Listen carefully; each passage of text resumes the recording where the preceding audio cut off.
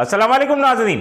खबर की असल खबर के साथ समीर कुरैशी आपकी खिदमत में हाजिर है। पिंकी हर जबान पर, हर चैनल पर, मीडिया पर, किसी भी जगह बैठ जाएं, पिंकी का तस्करा ना हो ऐसा नहीं हो सकता। और हमने गुज़िश्ता रोज अपने व्लॉग में बताया था कि पिंकी ने अगर अपनी जबान खोली या लब कुशाई की तो कराची से लाहौर और लाहौर से इस्लामाबाद तक भौचाल आ जाएगा। और ये भौचाल आना शुरू हो चुका है। और बिल आखिर जो तहकीकात में पिंकी ने कई अहम इंकिशाफात कर दिए।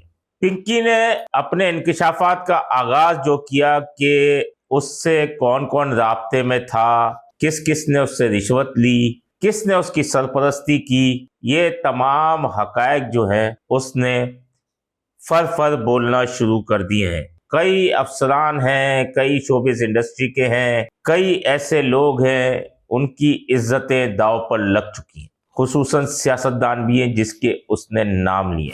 आप ये लेटर चलते हुए देख सकते हैं।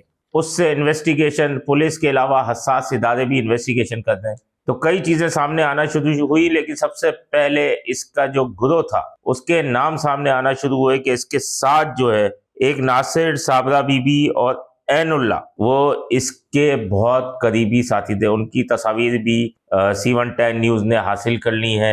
और इसके अलावा इसका सबसे ज़्यादा साउथ पुलिस को सबसे बड़ी कामयाबी ये मिली कि इसका बहुत ही करीबी साथी जो ट्रांजैक्शन करता था वो जीशान अपने साथी समेत गिरफ्तार हो गया। अब यकीनन वो भी बोलेगा जब उससे तफ्तीश होगी। तो उसने अपने इंकशाफात में कहा है कि एक अदाकारा और मॉडल है सारा, एक अदाकार बड़े मशहूर मारूफ है मुनीब बट, वो इससे कोकीन जो है इसके खरीदते थे, गाहक थे।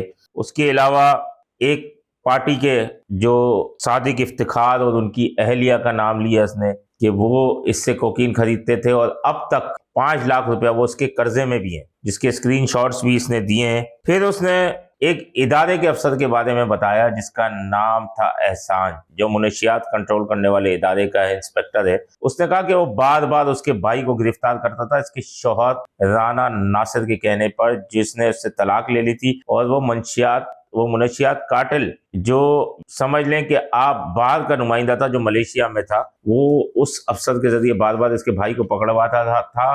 तो उसको 1,05,00,000 रुपए रिश्वत मुख्तलिफ औकात में इसने दी थी। उसके बाद अब पुलिस को जो तलाश है या हसास इदारों को भी एक ब्लैक एंजल की, कि ये ब्लैक एंजल कौन है जो इसके तमाम माली मामलात देखती थी पिंकी के।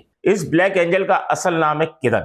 इसने एक सियाह फार्म से शादी की हुई थी जो कि बैरून मुल्क से कोकीन स्मगल करके यहाँ भिजवाता था। और किरण तमाम मामलात को देखती थी।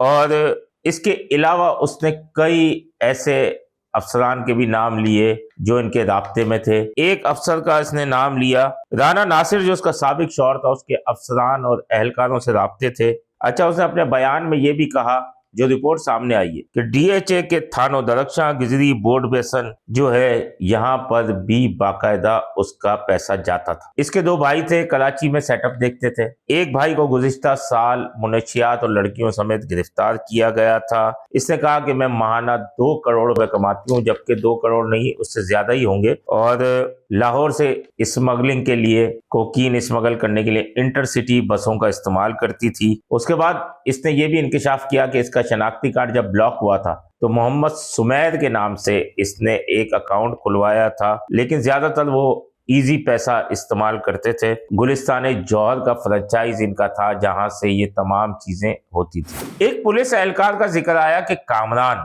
वो इसके राइडर्स जो कोकीन सप्लाई करते थे उसे बार बार गिरफ्तार करता था और फिर रिश्वत लेके छोड़ता था। उसको भी तकरीबन 2 करोड़ रुपए से ज्यादा रिश्वत दी, लेकिन उसने तंग करना नहीं छोड़ा। उसके बाद इसने इंकिशाफ किया कि उसके कत्ल की मंसूबाबंदी की और उसके लिए किराए के कातिलों पर भी गौर करना शुरू किया कि उसको किसी तरह मरवा दिया जाए। लेकिन उसके नसीब अच्छे हैं कि उससे कब्ल ही ये पकड़ी गई। एक और ऑडियो भी लीक हुई इसकी, जिसमें وہ اپنے کارندوں کو بتا رہی ہے کہ بیئر کے ساتھ کوکین کا استعمال نہ کریں ورنہ جان بھی جا سکتی ہے اور زیادہ پانی کا استعمال کریں. سنیں آپ آڈیو.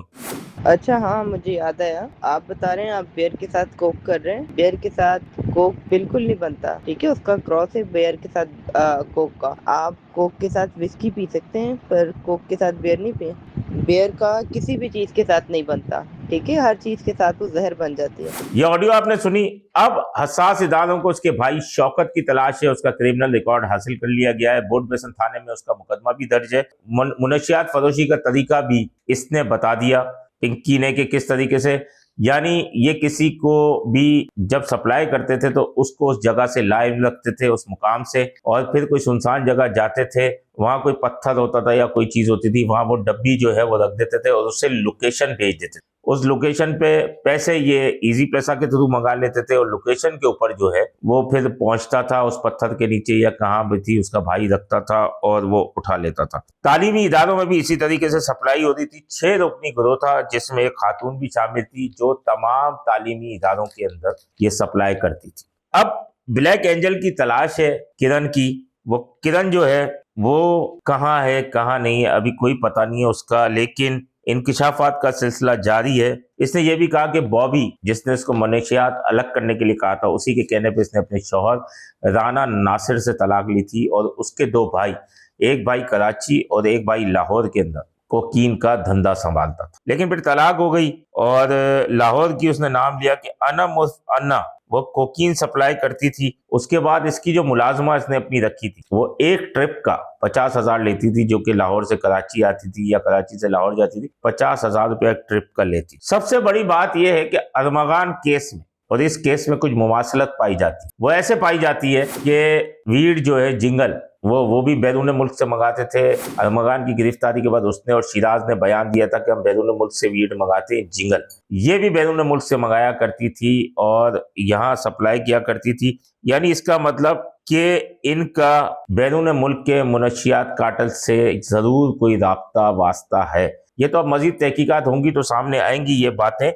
لیکن پھر اس نے ایک اور انکشاف کیا کہ 2024 میں CIA لاہور نے اسے گرفتار کیا تھا. 2 گاڑیاں اور 50 لاکھ روپے رشوت لے کے اسے رہا کیا گیا. لیکن اس کے کلائنٹ جنگل سے زیادہ جو ہیں خود یہ جو کوکین تیار کرتی تھی اس کے تھے. اب یہ انکشافات کا سلسلہ جاری، اور میں نے آپ کو بتایا کہ بھونچال آ جائے گا. اس نے مزید لب کشائیاں جو ہو رہی ہیں اس میں بھونچال آئے گا. انکوائری جو چل رہی ہے اس میں 7 افسران کے بیانات، تقریباً 10 افسران کے بیانات قلم بند ہو گئے، جس میں SSP سٹی علی حسن ہے، SHO IO کا بیان لے لیا گیا ہے، وہ لیڈی کانسٹیبلز کا بھی بیان لے رہے ہیں. مزید انکشافات کا سلسلہ بھی جاری ہے. لیکن اب امیر لوگوں کی طرح اس کے ساتھ بھی مسئلے ہونا شروع ہو گئے. یہ گرفتاری کے بعد اب بیماریوں کے ناٹک ہیں، اسے اسپتال لے جایا گیا. کڈنی کا مسئلہ، تکلیف، معدے اور آنکھوں کا مسئلہ اور دمے کا مسئلہ. ابھی تو فی الحال اس کو داخل نہیں کیا گیا، لیکن معلوم یہ ہے کہ اس کا ڈرگ ٹیسٹ ابھی نہیں کیا گیا.